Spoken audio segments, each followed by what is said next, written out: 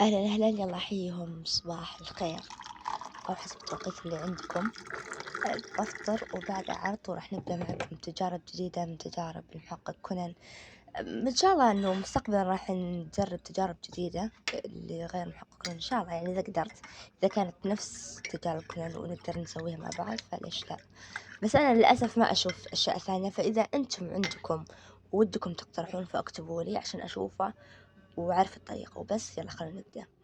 أول تجربة اللي هي نفس حلقة التجارب اللي راحت تقع 1054، اللي هي هذا الهايلايتر الأصفر، هذا هو نفسه. هو الحلقة المجرم دخل المكتبة ودعس على قلم الهايلايتر، وثم يقولون إنها لقت على رجل المجرم، فهم قالوا لازم نحتاج إلى ضوء بلاك لايدر عشان نشوف الآثار أو نشوف القلم، يعني يبون ضوء بلاك لايدر، عرفتوا؟ فأنا راح أجرب معكم بواسطة هالقلم اللي عندي الأصفر، أشوف الحمد لله لقيته. فراح أكتب على الدفتر، بنشوف هل راح يطلع عندنا ضوء بلاك لايدر أو لا. يلا خلينا نجرب مع بعض. الأشياء اللي نحتاجها داخل التجربة هذه اللي هي هذا القلم الهايلايتر واللزاق أو الشطرطون. ناخذ اللزاق ونحطه فوق الكشاف. طبعا كالعادة أنا أستخدم كشافات الجوال، فراح أحطه فوق نفس ما هي سوت.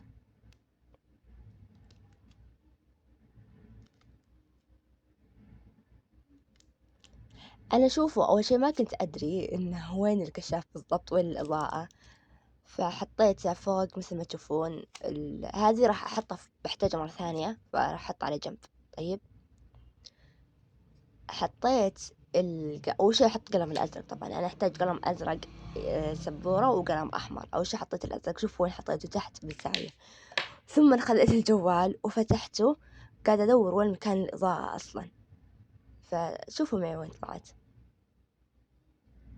يلا نشوف. شوف طلعت فوق. ما أتوقع أنها تبين عندكم مرة، بس أنا طلعت لا، يعني طلعت فوق، مو بالزاوية، لا طلعت لي فوق الزاوية. أول شي نحط باللون الأزرق، بعدين راح أحط الشطرطون الثاني فوقه.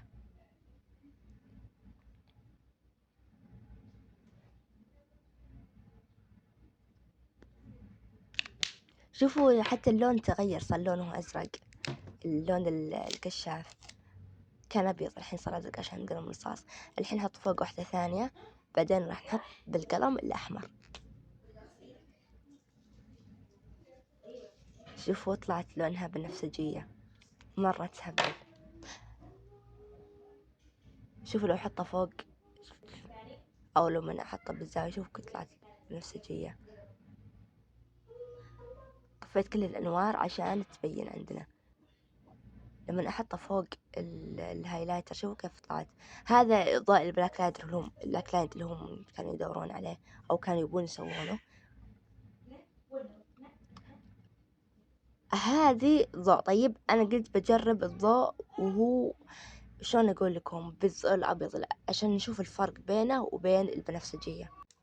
هنا بدون إضاءة، وبعدين أحط لكم بإضاءة مرة ثانية. المهم تفضل التجربة الأولى، نروح للتجربة الثانية. التجربة الثانية حلقة 942، اسم الحلقة إيجاد ماريا تشان الجزء الثاني. في هذه الحلقة ماريا قالت لأيومي إن جدتها مجهزتها لعبة اسمها البحث عن الكنز، وهي غابت. بعد ما غابت تذكرت وراحت هي وهالمواقيف الثلاثة مع هايبرة، راحوا لبيتهم. أول ما فتحوا الباب لقوا زي اللغز، فقاموا يحلون الألغاز، لغز ولا لغز.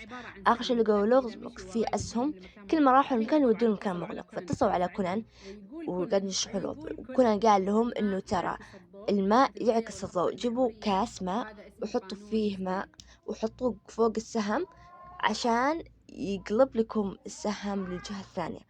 يعني هذه سر اللعبة.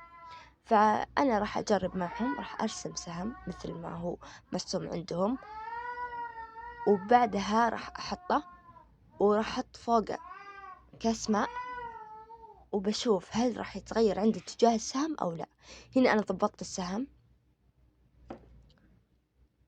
وجبت علبة ماء وجبت كاس. أول شي جبت هذا الكاس، بعدين ما ضبطت معي لأنها مثل ما تشوفون كأنها مزخرفة كأنها كذا، فرحت جبت كاس عادي. فالآن السهم أتوقع إنه واضح عندكم. المهم راح أعبي هالكاس ماء ونشوف إن شاء الله إنها تتغير. يلا خلينا نشوف مع بعض. بسم الله. تتغير ما تتغير؟ هنا اللي عندهم، هنا عندنا أيوة تغيرت. لا تغيرت. شوفوا انعكس السهم. أول شيء كيف كانت بالجهة اليسار، يعني راح اليسار، بس لو حطينا في قدامها الكاسة صارت باليمين. لا التجربة الثانية أيضا ضبطت كويس، يعني تجاربهم تضبط. إلى الآن كل التجارب اللي أنا سويتها ضبطت. وهذه هنا خلف الكواليس الحوسة الجوال المهم تشوفون الطاولة شلون حوسة، بس الواحد يحتاج أشياء كثيرة عشان يصور شيء بسيط وبس.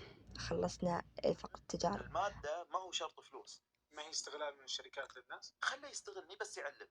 الله يرحم والديك، خذ شغفك الحين، مو وقته، وتعال شوف سوق العمل ايش يبغى. بشغفك ما حيوكلك عيش. انا اقدر اصمم لك افضل مبنى انت تقدر تبيعه، انت روح بيعه، روح ادير الناس، خلني اصمم، انا ما بسوي شيء. وبكذا نكون وصلنا لنهاية الفلوج. إن شاء الله عجبكم. لا تنسوا اللايك والاشتراك بالقناة وتفعيل الجرس عشان يوصلكم كل جديد. وفي أمان الله.